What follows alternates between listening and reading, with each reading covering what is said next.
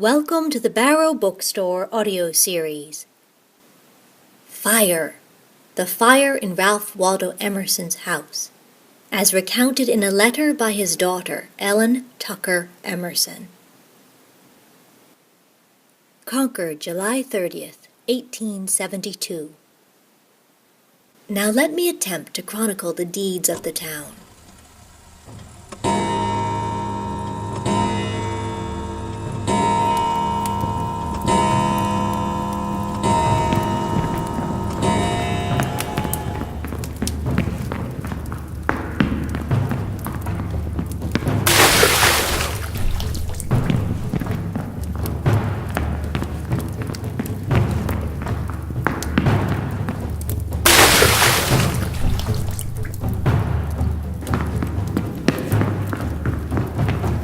Father, having seen that private efforts availed not, ran to the gate and called, "Fire! Whitcomb! Staples! Fire!"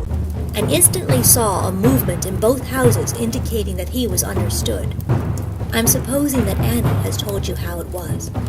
The fire was crackling inside the plastering when it waked Father, and he called Mother from Red Room. He could see it through the crack it had caused between plastering and corner molding inside closet he couldn't open till Mother came up and opened wastepaper cupboard door, when it flashed out. It descended from above. Garret was already on fire. He ran to garret door, dense smoke above. Messrs. S and W on the ground immediately. Mr. Staples, first to the gate, sees the smoke, smells burnt carpets, shuts door, says it can't be stopped.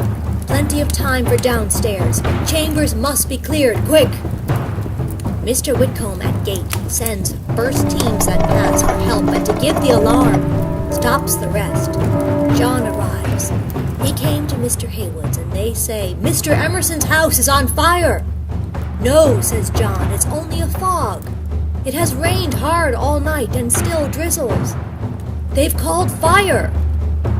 John hurries on and sees Mr. Staples running across to our aide. Then he runs. He says he lost his head. He was all of a tremble and didn't know what to do. The first thing he saw was Uncle William's picture, and he knew no money could replace that, so he carried that out first. By degrees he settled to work. Mother's room and mine were first attacked. Mother says that as she took down the clothes from her entry closet, her bureau was carried out, and that Mr. Staples was working in her room. The time they had must have been very short. There were 10 men there in 5 or 10 minutes. They couldn't take down the bedstead, the secretary, or the corner bureau. They are all badly burned, and the carpet is still on the floor. Mr. George Haywood and Mr. Staples stayed as long as possible, throwing out the bureau drawers. At last, Mr. Staple called to Mr. Haywood that he must go, and shut the door. Mr. Haywood saw several drawers still left. He wouldn't go. He saved 2 drawers. The ceiling fell. He was in the second corner and unhurt. He threw out the last drawer. The room was full of smoke and fire, and he jumped for his life right out of the west window.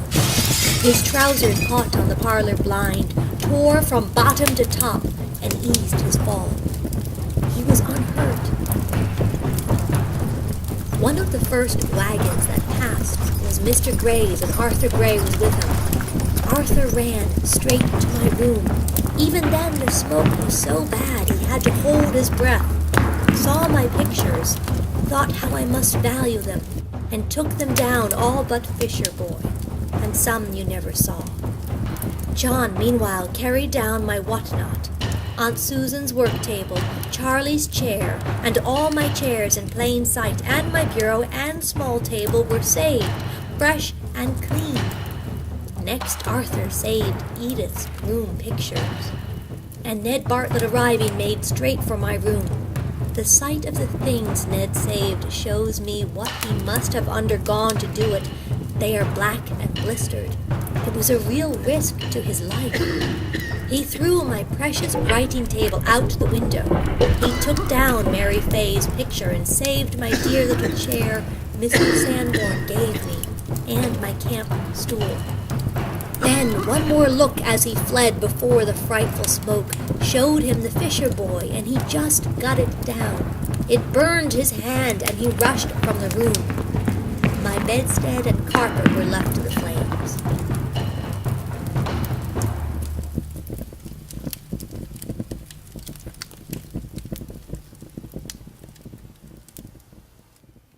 Now we'll begin at my coming home.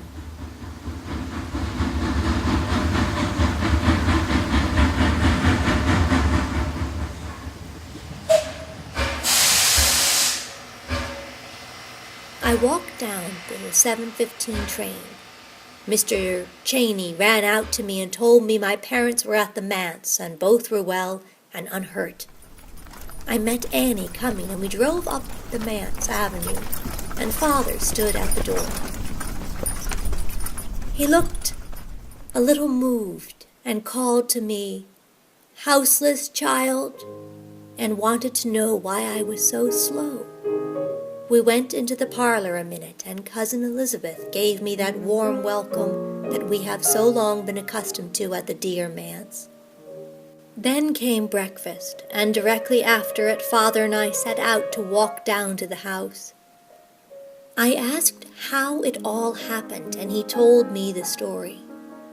My surprise and joy at seeing the house standing, as of old, was very great.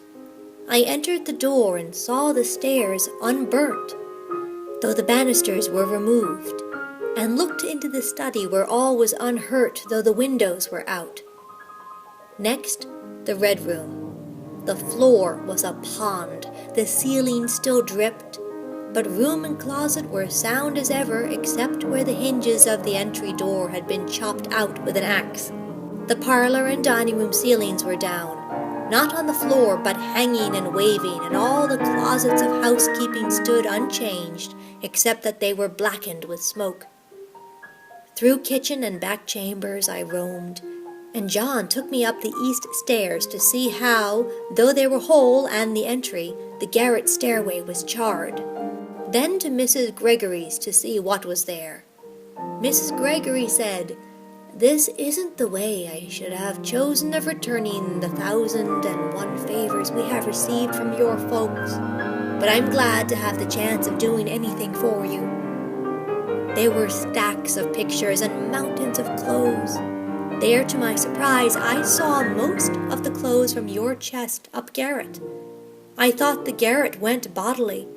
I found afterward the stethoscope at the Alcotts, and a pile of your notebooks, also your cup and saucer that Alice Forbes gave you. John has your axe. Having seen the Gregory's house, we went next to the Staples barn, where piles of books and bedding, odd bureau drawers, carpets, and curtains of mother's windows were piled. Then into the house. There in the parlor was my piano book, looking bright and cool. Mrs. Staples presently came down, all lame and aching. She had worked so hard at the fire. She had been having a rum bath to see if it would take out the stiffness. She brought piles of blankets and some of Mother's clothes that had been soaked, and she had dried them. Then Mrs. Weatherby, full of affection, showed me all the silver and half the glass, and some beds, rugs, etc. in her house, and in the barn, the railing of the front stairs, and the bedsteads, and some carpets. Mrs. Whitcomb, as usual, perfectly silent but very friendly, took me upstairs to see the crockery, dining-room clock, and half the knickknacks of our establishment in one of her chambers. John brought us home to the manse and explained to me that it was the slate roof that saved the house by falling in and smothering the fire. When talking of the house, he advised us to have it all carefully put in first-rate order now, so there be no jobs to be done in it for the next 20 years, and reminded me of the everlasting tinkering. "Why, I guess Mr. Emerson spent $100 a year on it. Mr. Benjamin said Mr. Emerson would have been a rich man if it had burnt down 20 years ago. I treasure up all his advice and carry it to Mr. Kye's. I found Mother not awake, so I went to the Kyes' and will tell you Florrie's story as you've had Annie's.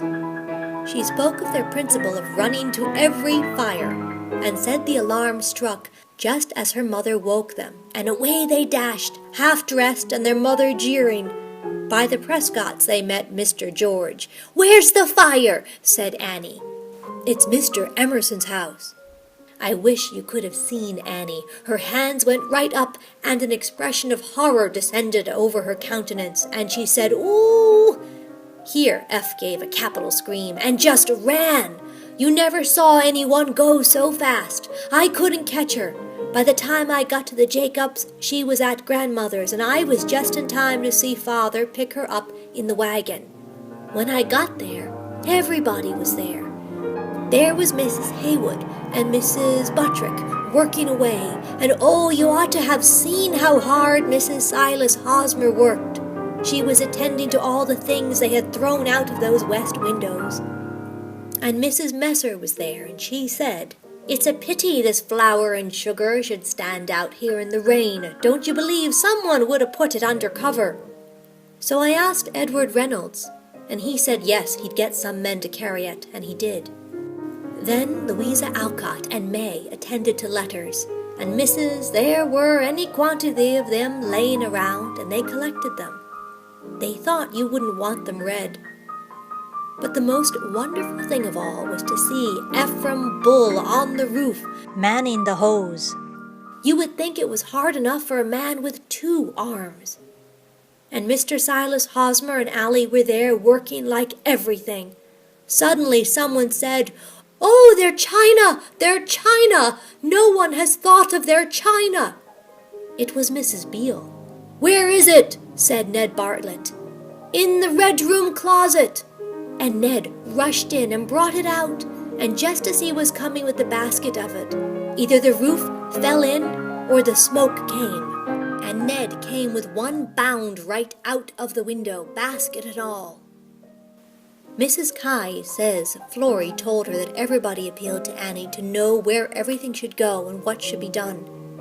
She told me herself that she humbly approached Mother and gave her waterproof, which waterproof Mother daily acknowledges as a special mercy, both in concealing her curiously chosen attire and keeping her warm and dry. Father had yesterday a visit from Mr. Frank Lowell, and, Edward, Mr. Lowell gave me a letter to give Father after he had gone. It contained a check for $5,000 from some of Father's intimate friends to enable him to rebuild his house, more as he would like, or for him to use for any purpose he preferred. Father read it to himself with a face such as you can imagine, looked at the check and exclaimed, "Good heavens! Good heavens!" He was perfectly astonished at the vast sum. He asked me where I got it and said, well, he did it like a great gentleman as he is, and let me have the visit without any suspicion of this. He has written a lovely letter to Mr. Lowell, asking leave to think twice about it, and to let him come to see him first. And today, poor man, he has to speak at a Japanese dinner. They wouldn't let him off.